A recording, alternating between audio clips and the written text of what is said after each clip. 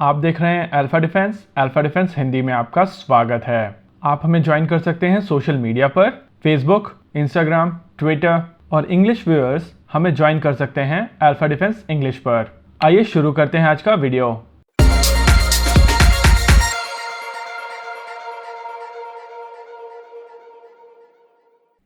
आज के इस वीडियो में हम लोग बात करेंगे डीआरडीओ के स्पेस प्लेन अवतार के बारे में। अवतार का अर्थ है aerobic vehicle for trans atmospheric hypersonic aerospace transportation. इसका अर्थ है ऐसा स्पेसक्राफ्ट जो एटमॉस्फेयर यानी कि पृथ्वी के वायुमंडल से बाहर जा सके और सैटेलाइट को कक्षा में स्थापित करके वापस लौट सके। इस स्पेस प्लेन में केवल एक स्टेज होगी। जैसा कि आपने रॉकेट्स में देखा होगा कि मल्टीपल स्टेजेस की वजह से रॉकेट्स के कुछ पार्ट्स यूज करने के बाद मेन बॉडी से अलग कर दिए जाते हैं और इस प्रकार के रॉकेट्स को मल्टीपल स्टेज रॉकेट्स कहा जाता है। अवतार के केस में ऐसा कुछ भी नहीं होने वाला। ये एक कन्वेंशनल एयरक्राफ्ट की तरह टेक ऑफ करेगा और सैटेलाइट को कक्षा में स्थापित करने के बाद वापस लौटकर एक कन्वेंशनल एयरक्राफ्ट की तरह ही लैंड करेगा। अवतार एक 25 टन का स्पेसक्राफ्ट होने वाला है और ये स्पेसक्राफ्ट अपने साथ 1 टन का वजन ले जाने में सक्षम होगा। क्योंकि ये स्पेसक्राफ्ट रीयूजेबल होगा, इस वजह से इसकी ऑपरेशनल कॉस्ट काफी कम होगी। इससे पहले भी स्पेस प्लेन बनाने की कोशिश की गई थी। इसका बेस्ट एग्जांपल है TU-2000 और अमेरिकन रॉकवेल का X-30। हालांकि ये दोनों ही अटेम्प्ट काफी लार्ज स्केल पर थे। जहां TU-2000 90 टन का स्पेसक्राफ्ट होने वाला था, वहीं रॉकवेल X-30 136 टन का। इन दोनों की तुलना में अवतार एक बहुत ही हम्बल स्टार्ट है और क्योंकि ये केवल 25 टन का होगा, इसीलिए इसको बनाने में आने वाली लागत बहुत ज्यादा नहीं होगी। इस स्पेसक्राफ्ट का 60% वजन हाइड्रोजन होगा, जो कि इसका फ्यूल होगा। किसी भी कंबशन प्रोसेस के लिए ऑक्सीजन बहुत जरूरी होता है। जैसा कि इसके नाम में है एरोबिक, मतलब इस स्पेसक्राफ्ट को ऑक्सीजन की जरूरत पड़ेगी। हालांकि ये स्पेसक्राफ्ट ऑक्सीजन कैरी नहीं करेगा। जब ये स्पेसक्राफ्ट स्पेस की तरफ जा रहा होगा, तब ये एटमॉस्फेरिक ऑक्सीजन को कलेक्ट करेगा और इसको प्यूरिफाई करके स्टोर करेगा।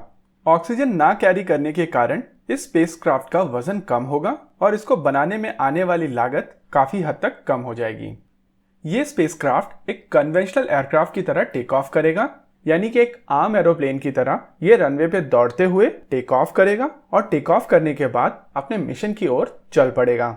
इस स्पेसक्राफ्ट के मिशन में सबसे इंपॉर्टेंट स्टेज होगी री एंट्री। री एंट्री का अर्थ है स्पेस में जाने के बाद में जब ये एयरक्राफ्ट पृथ्वी के वायुमंडल में दोबारा एंटर करेगा, उस समय इसकी सरफेस पे यानी सतह पर घर्षण के कारण यानी फ्रिक्शन के कारण बहुत ज्यादा टेम्परेचर होगा और इसीलिए इसको बनाने के लिए यूज किए जाने वाले मटेरियल की टेम्परेचर हैंडलिंग कैपेबिलिटी बहुत ज्यादा होनी चाहिए।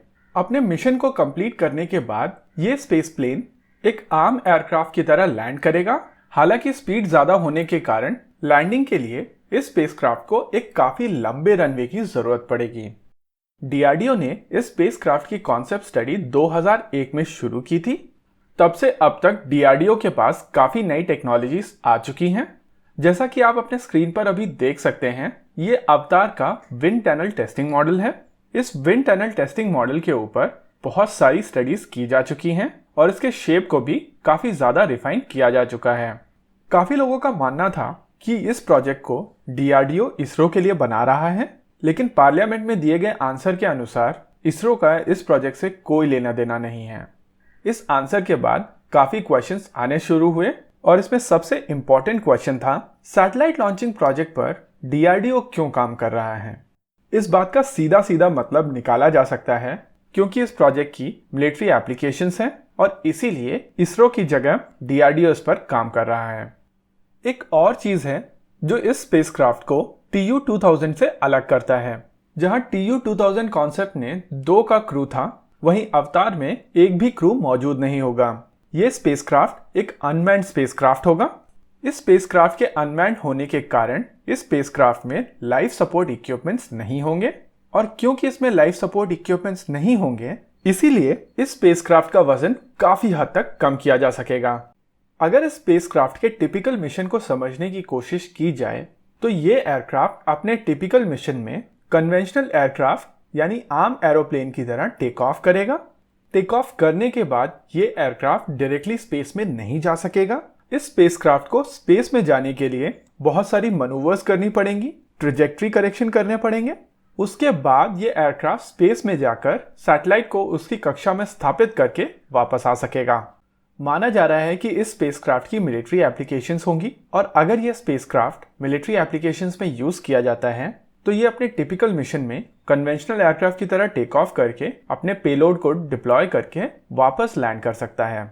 हालांकि इतनी हाई एल्टीट्यूड से बॉम्बिंग एक फीजिबल ऑप्शन नहीं है, और इसी वजह से ये माना जा रहा है इस स्पेसक्राफ्ट की मिलिट्री एप्लीकेशन रिकॉनेसेंस रोल में होगी। आज की तारीख में लो अर्थ ऑर्बिट सैटेलाइट्स काफी अच्छी तरीके से रिकॉनेसेंस कर सकती हैं। ऐसे में ये देखना दिलचस्प होगा कि इस स्पेसक्राफ्ट की मिलिट्री एप्लीकेशन क्या होती है। इस स्पेसक्राफ्ट प्रोजेक्ट का सबसे बड़ा चैलेंज होगा इसमें प्रयोग में आने वाले इंजन। इस रिक्वायरमेंट में केवल एक इंजन से काम नहीं चलेगा। इस प्रोजेक्ट में कई तरीके के इंजन्स का प्रयोग किया जाएगा। इस स्पेसक्राफ्ट को 10 किलोमीटर की एल्टीट्यूड तक पहुंचाने के लिए इसमें 3 अलग अलग तरीके के इंजन्स का प्रयोग किया जाएगा। शुरुआती दौर में जब ये स्पेसक्राफ्ट टेक ऑफ करेगा तो ये टर्बोफैन इंजन्स का प्रयोग करेगा। जब इस स्पेसक्राफ्ट की स्पीड इतनी हो जाएगी कि ये रैमजेट इंजन स्टार्ट कर सकेगा, तब ये टर्बोफैन इंजन्स बंद कर दिए जाएंगे और रैमजेट ऑन कर दिए जाएंगे। रैमजेट इंजन्स की मदद से जब ये एयरक्राफ्ट उस स्पीड पर पहुंच जाएगा जहां पे स्क्रैमजेट इंजन चालू किया जा सके, तब ये रैमजेट इंजन बंद कर दिया जाएगा और स्क्रैमजेट चालू कर दिया जाएगा। स्क्रैमजेट इंजन यहां से इस स्पेसक्राफ्ट को 10 किलोमीटर की एल्टीट्यूड तक लेकर जाएगा, और उसके बाद इस स्पेसक्राफ्ट का रॉकेट क्रायोजेनिक इंजन स्टार्ट हो जाएगा। भारत के पास रैमजेट, स्क्रैमजेट और क्रायोजेनिक इंजन्स की टेक्नोलॉजी पहले से मौजूद है, लेकिन भारत के पास टर्बोफैन इंजन की टेक्नोलॉजी मौजूद नहीं है। भारत का कावेरी जेट इंजन प्रोग्राम पूरी तरीके से सक्सेसफुल नहीं रहा है, और इसीलिए इस इंजन का प्रयोग इस स्पेसक्राफ्ट में नहीं किया जा सकेगा। अवतार एक स्ट्रैटेजिक कॉन्सेप्ट है, और इस कॉन्सेप्ट में यूज किए जाने वाले कंपोनेंट्स अगर देश में निर्मित हो तो ज्यादा अच्छा होगा। अगर इस स्पेसक्राफ्ट की मिलिट्री एप्लीकेशन ना भी हो, तब भी ये स्पेसक्राफ्ट इंडिया के लिए काफी महत्वपूर्ण प्रोजेक्ट है, और क्योंकि ये 100 डिफरेंट री एंट्री कर सकेगा, इसीलिए इस स्पेसक्राफ्ट की मदद से सैटेलाइट लॉन्चिंग बहुत सस्ती हो जाएगी, जिसका कमर्शियल यूज किया जा सकेगा, और इसीलिए भारत को ऐसा मौका अपने हाथ से नहीं जाने देना चाहिए। हालांकि ये प्रोजेक्ट एक काफी ज्यादा कॉम्प्लेक्स प्रोजेक्ट है, और ऐसे प्रोजेक्ट्स में बहुत ज्यादा समय और पैसा दोनों लगता है। इंजन के अलावा फ्लाइट के दौरान इस स्पेसक्राफ्ट के एयरफ्रेम पर पड़ने वाले टेम्परेचर भी इस स्पेसक्राफ्ट की फ्लाइट के दौरान एक काफी बड़ा सरदर्द साबित हो सकते हैं। एक अनुमान के अनुसार जब यह स्पेसक्राफ्ट पृथ्वी के वायुमंडल यानी एटमॉस्फेयर में दोबारा री एंटर करेगा, तब इसकी सरफेस के ऊपर टेम्परेचर 980 डिग्री सेंटीग्रेड तक होगा, और यही टेम्परेचर इसके लीडिंग एज यानी कोनों पर तकरीबन 1650 डिग्री सेंटीग्रेड तक होगा। इस तरीके के टेम्परेचर यानी तापमान को हैंडल करने के लिए इस स्पेसक्राफ्ट को बनाने के लिए यूज किए जाने वाला मटेरियल बहुत ही इंपॉर्टेंट हो जाता है। ये एक विशेष प्रकार का मटेरियल होगा जो इतना ज्यादा टेम्परेचर हैंडल कर सकेगा, और साथ ही इसका वजन भी कम होगा। इस स्पेसक्राफ्ट में गामा और अल्फा टाइटेनियम एल्यूमिनाइड का प्रयोग किया जाएगा। साथ ही इसमें कार्बन कार्बन कॉम्पोजिट का भी बहुत ही ज्यादा प्रयोग किया जाएगा। इस स्पेसक्राफ्ट के उन एरियाज में जहां पर टेम्परेचर बहुत ज्यादा होगा, वहां पर टाइटेनियम मेटल मैट्रिक्स का प्रयोग किया जाएगा। टाइटेनियम मेटल मैट्रिक्स एक तरीके का कंपोजिट मटेरियल होता है जिसके 2 पार्ट होते हैं, एक मेटल और दूसरा सिरेमिक या ऑर्गेनिक कंपाउंड। इस प्रकार के कंपाउंड बहुत ही ज्यादा टेम्परेचर सहन करने की क्षमता रखते हैं, और इनके प्रयोग के कारण यह स्पेसक्राफ्ट री एंट्री करने में सक्षम होगा।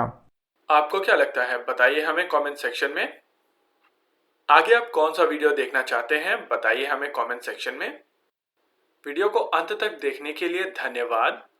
अगर ये वीडियो आपको पसंद आया हो तो इसको अपने दोस्तों के साथ जरूर शेयर करें, और अगर नहीं पसंद आया तो बताइए हमें कमेंट सेक्शन में आखिर क्यों। देखते रहिए अल्फा डिफेंस। धन्यवाद। जय हिंद।